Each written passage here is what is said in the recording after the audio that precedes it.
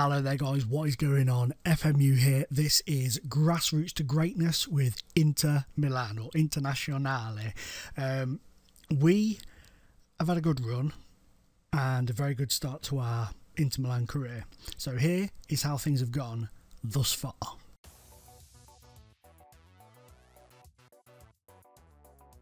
Following on from those early two good results you saw in the last episode, we came up against Napoli and beat them by 2-1, a very dominating performance and a fully deserved 3 points. We then entertained Juventus in the Cup and managed to beat them by 2-1. Mesut Ozil got on the goal towards the end of the game, but I think a victory for ourselves was probably a fair result.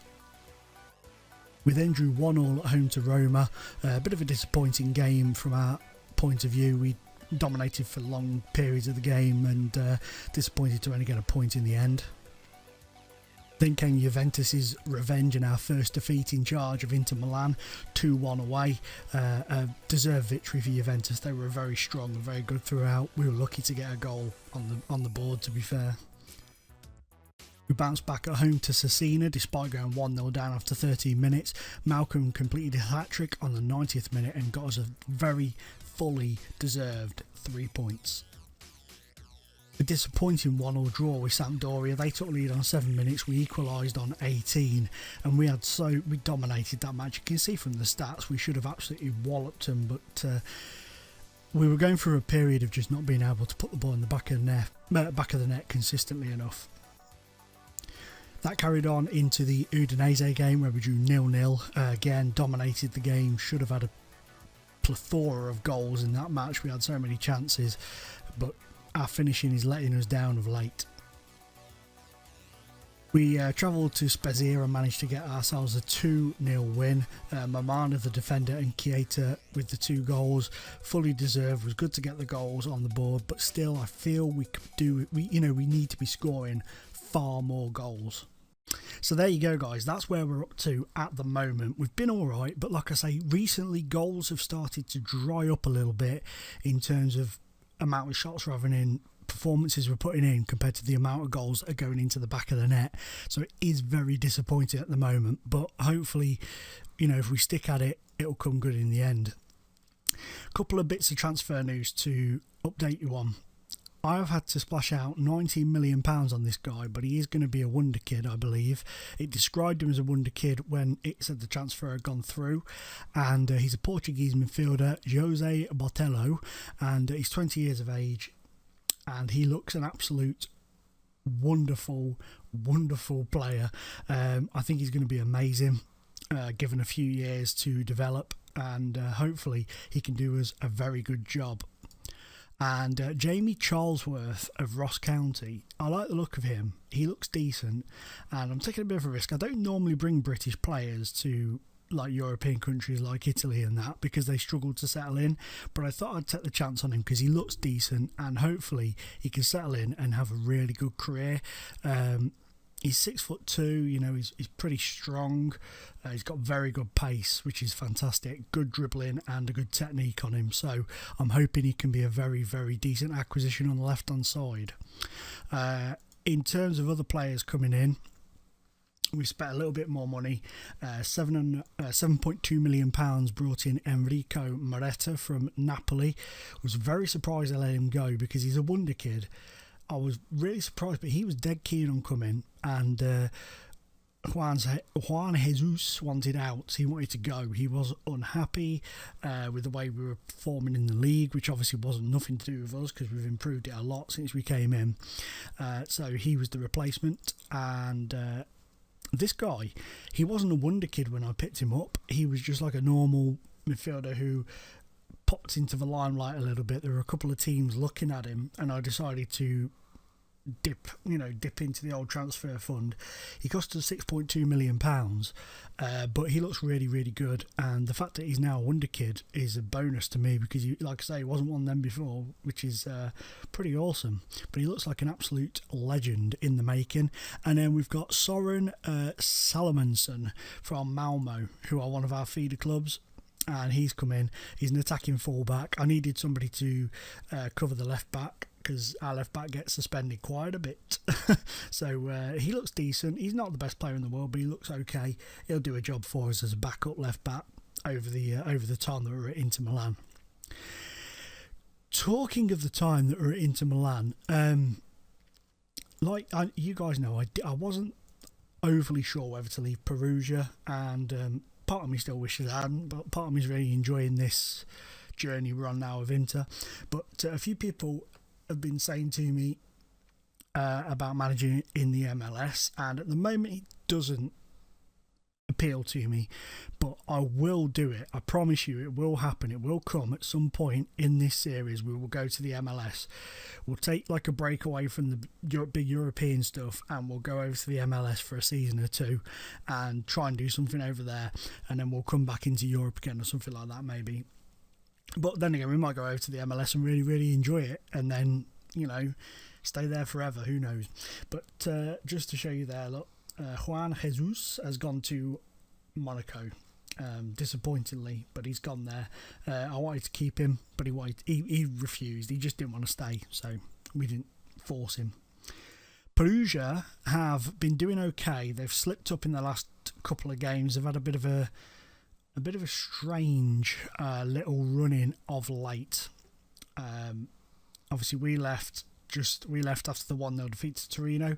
They've been in okay form, but they're either winning or losing. There's no draws in there, so they're still 4th in the table. Our results have moved us up into 8th, just behind our rivals AC Milan, and just 3 points behind the top 6. My ideal aim is top 6. That's what I want. Top 6. That's that's where my focus is, on the top 6. That's what I want.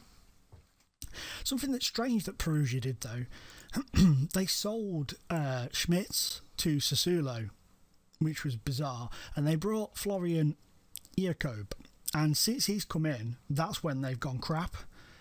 So they've replaced Schmitz, who was doing a fantastic job, and they've signed Iacob from Manchester United. It just didn't make any sense to me. Why replace somebody who was having such a good season for you and doing so well for you? It just seemed a bit weird. So I don't know what's gone on there. But Schmitz is now, like I say, down at Sassuolo. And I don't know if he's playing. Look, Patrick Vieira is the manager of them as well, by the way. That's pretty cool.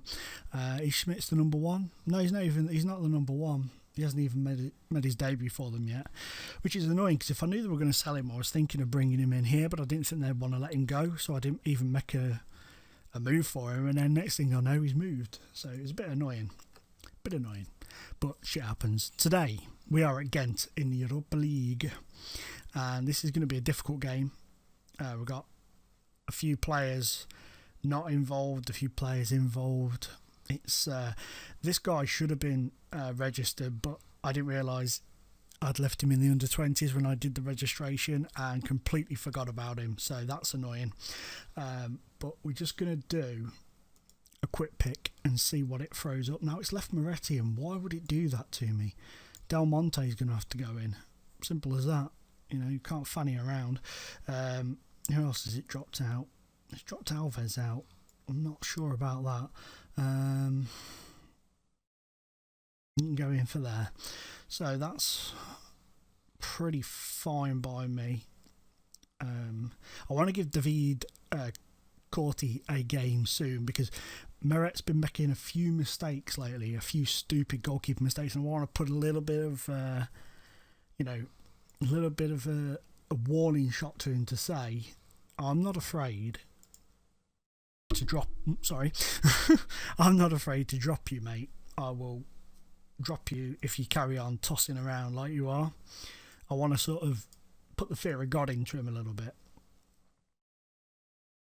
and see if that helps us out, because like I say, Moret, he's a good goalkeeper. Don't get me wrong, he's a very good goalkeeper, and he's pulled out some absolute worldy saves by the looks of the 2D match engine, but he just does stupid things. Like, remember I showed you that goal not long ago where the goalkeeper kicked the ball into the player's face?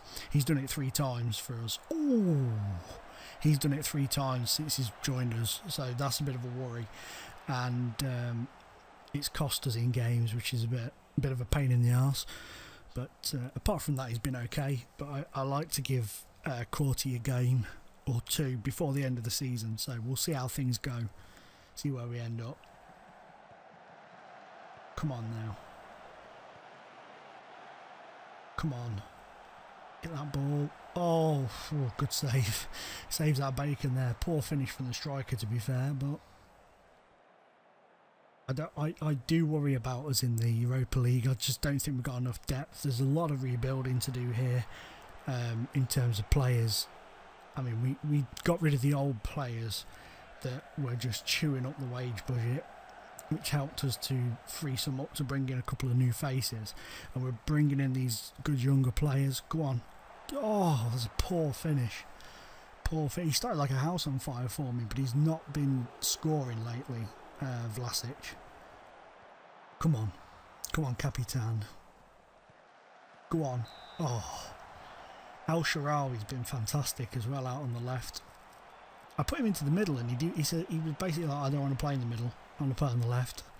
I was like, okay, that's fine by me. I thought he'd want to play in the middle, so I'd put him in there for a couple of games to cheer him up, and he was like, I want to play out on the left. I prefer playing out on the left. I was like, okay, fair enough, sunshine. You've made my decision as to who to play up top a bit easier. But Keita, Luan and Malcolm all do a decent job up top, but none of them are massively consistent. Alves has done all right.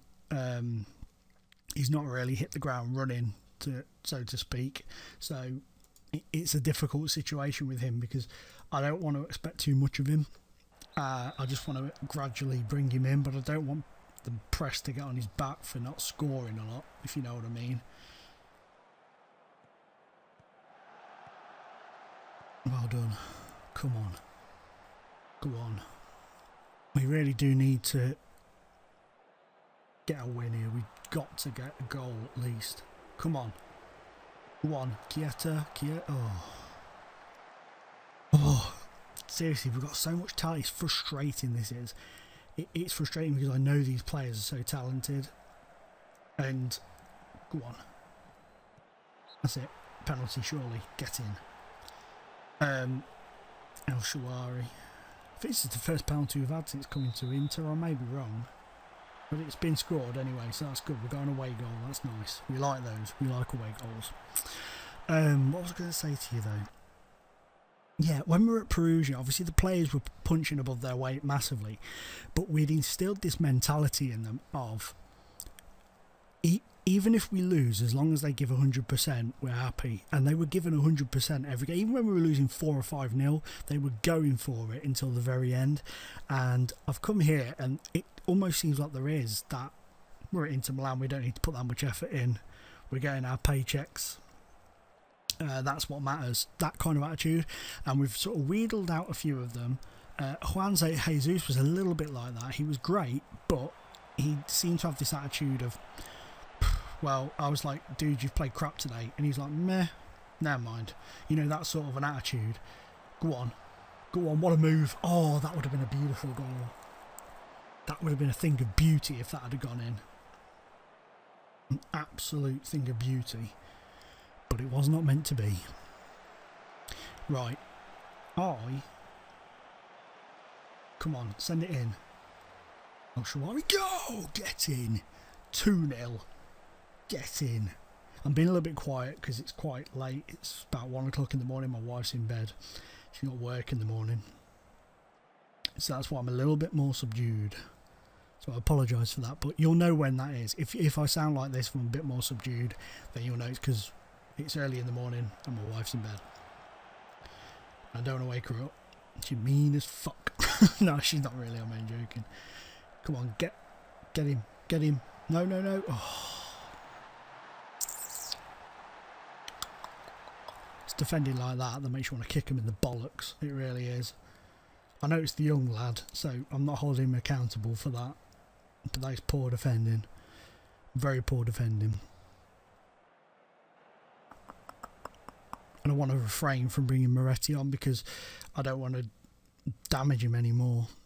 But I'm going to send you on for Keita, and then I'm going to swap you with Vlasic, and then Luan can come off for Alves. And see if that does any good. I've not tried Vlasic out on the right as yet, so it could backfire. This could be 2-2 here. It is.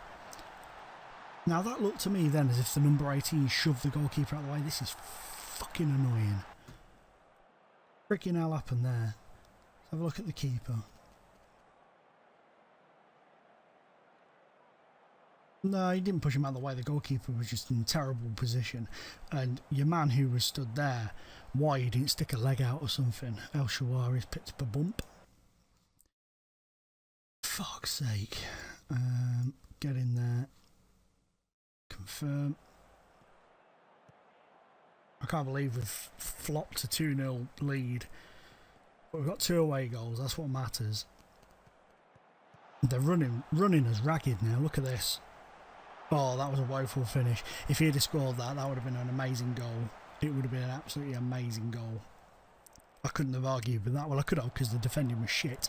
But that would have been an absolutely amazing goal. I'm just having a look at the other results at the minute, so sorry if I'm quiet. Chelsea are in there. Ooh, very good teams. Very good teams in there. Right. Aggressive. Rip them a new arsehole. And I've decided I'm going to drop Meret for the next game, which is against Kiev, who are bottom of the league, I think. But that's not why I'm dropping him. I'm dropping him to prove a point. I'm not afraid to drop you if you make stupid choices. He's been poor lately. He's been really poor, and I'm not going to stand for it. But anyway, guys, for now, that is it for today's episode. Please drop a like on the video if you're still enjoying the series. Hopefully when we come back, we'll be in the next round of the Europa League. We should be able to do Ghent at home. We've also got Perugia away coming up. Emotional day that's going to be. The next game is more than likely going to be AC Milan, the big derby. We'll do Derby Day, I think, for the next episode. But for now, guys, thank you for watching, and as always, it's been a pleasure being in your face. Bye bye.